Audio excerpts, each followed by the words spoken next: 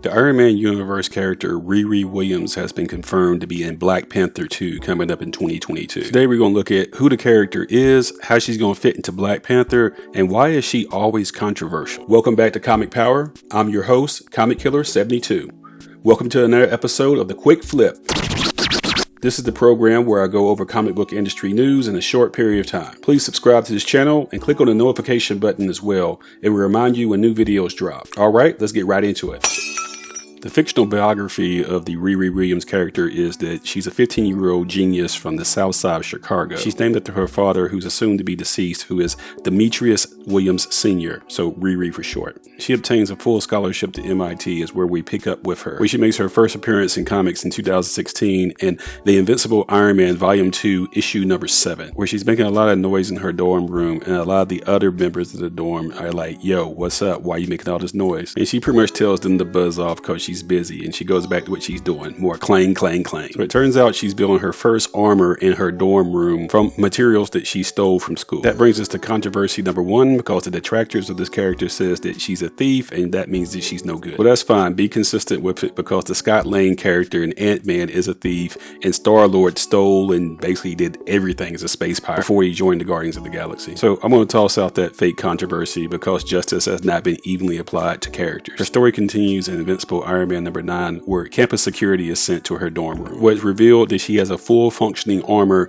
and she says the classic line, "I think I'm done with school," and she flies off and goes to have adventures. Let's look at the comparisons. Tony Stark built his first armor while he was kidnapped by terrorists in a cave. Riri built her first armor at the age of 15 in her dorm room at M.I.T. They both did it using scrap parts because they're geniuses, and M.I.T. is the alma mater of Tony Stark in the first place. The character received a lot of attention. People either really loved the character or they really hated the character. That brings us to the next controversy about the people who hated the character, thinking that she was meant to replace Tony Stark, because the Invincible Iron Man title was rebooted back to number 1, in which Riri would headline, and Tony's consciousness has been uploaded to a computer program where he works as her AI. If that doesn't make any sense, don't ask any questions. The answer is always because comics. This is during that awkward time where Marvel was trying to push more diverse characters. Riri Williams is the African-American teenage female character who's headlining Iron Man at the time. Jane Foster, who is now the female Thor, is headlining Thor, and Amadeus Cho, a Korean-American teen, is headlining the Totally Awesome Hulk title. America Chavez, a Latin queer female character, gets to headline her own title, and Moon Girl, a 4th grade African-American female, headlines her own title. Kate Bishop headlines her own Hawkeye title, and it keeps going and going. That brings us to another controversy, because they redesigned Riri Williams, and they bring in J. Scott Campbell to do a variant cover for her first introduction as a headliner. J. Scott Campbell has a reputation going back to the 1990s of drawing female teenage characters just a little bit too sexy. So there's a backlash against him for drawing this cover, and it's a fake controversy, but oh well. So he did this redesign cover right here, so he didn't have to show any type of skin. So the Comic Power Court is going to throw out this controversy because it was based on J. Scott Campbell's reputation, not the actual work. There was nothing wrong with it. So let's go back to the previous controversy about the so-called replacement theory of these diverse characters becoming headliners. Well, Tony Stark returned to headline Iron Man, Thor Odinson returned to headline Thor, and the Hulk returned to do the Immortal Hulk. So nobody got replaced. It was just an opportunity to give some more shine to these new characters and get them developed. So think of it this way. The Iron Man franchise is like a Lamborghini, and Tony Stark is the father who owns this valuable ride. And Riri Williams is sort of like his daughter, who gets an opportunity to drive it around and let her friends see her in it, but she doesn't own it. Tony Stark owns it. So she gives the keys back to her old man. He drives his car again, and he buys her a new car, which is called the Ironheart title, because that's her new superhero name. And the character gets another redesign. So once again, all the anger that was floating around about replacements is just a bunch of mess. The Comic Power Court is also going to throw out that controversy. Seriously, was Spider-Gwen or Silk designed to try to replace Spider-Man? Come on, bruh. Now back to Riri. A team of teenage superheroes was formed called the Champions, and she joined that team. Some of the members included Kamala Khan, the new Miss Marvel, Amadeus Cho, the Totally Awesome Hulk, Miles Morales, the new Spider-Man, Sam Alexander, the Teenage Nova, and Viv Vision, who's the daughter of the Vision. There's a lot of backstory on this. Don't ask about it right now.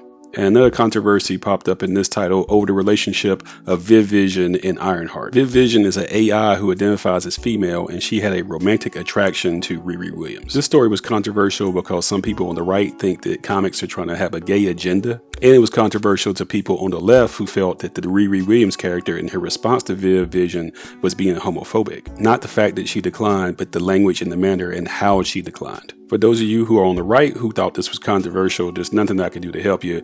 Marvel's first gay character came out in 1992 in Alpha Flight number 106 with North Star coming out saying he was gay. For those of you on the left, I'm also throwing it out because this was a very nuanced story, and they did have a conversation between the characters which ironed out all the differences. The Riri character made her first appearance outside of comics in animated form in Marvel Rising. Heart of Iron is a spin-off from the Marvel Rising television show. It's like an animated short. It's about 45 minutes.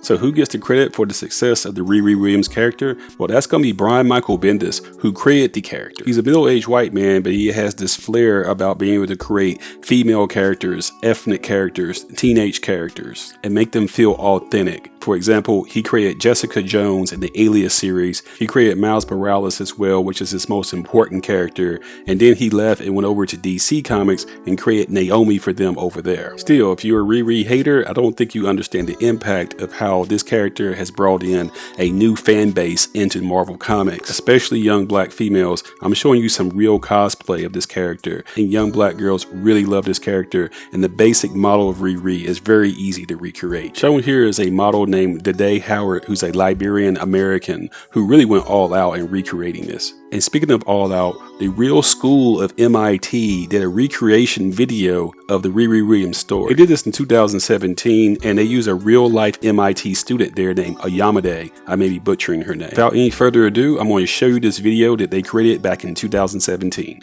Enjoy.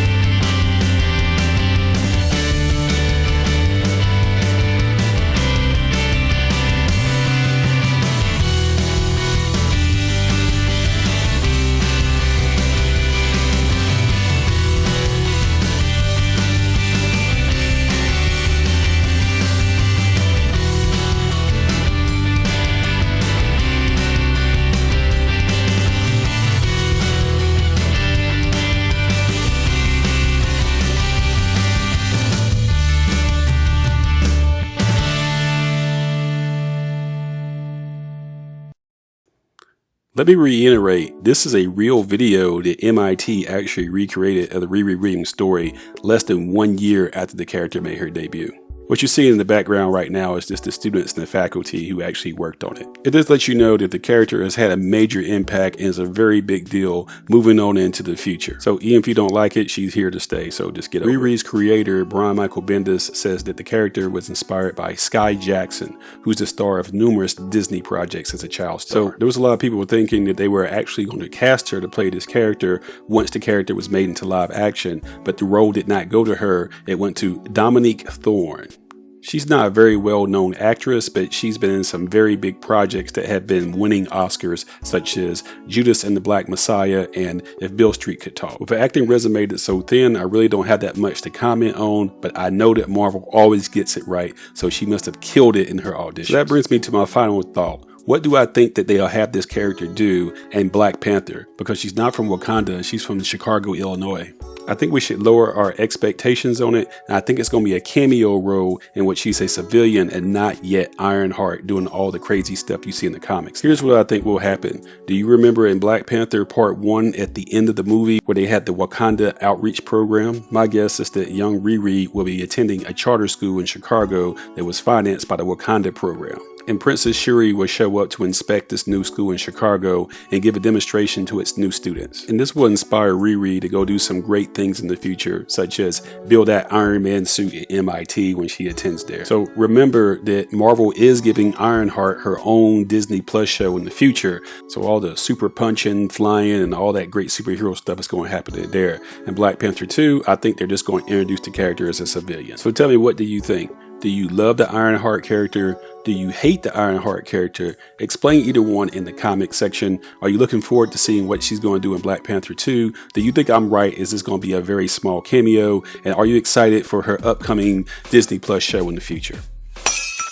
You know the drill. Be sure to subscribe to this channel, give it a thumbs up, and share these videos on social media so others learn about the Comic Power channel. And don't forget, I also sell comics on eBay listed here with a link in the description. One Stop Thrift and Comic Power are run by the same guy. That would be me, Comic Killer 72. I also have 100% feedback, by the way. And once again, thank you to my subscribers and my viewers who support Comic Power. Until next time, this is Comic Killer 72 for Comic Power saying bye-bye.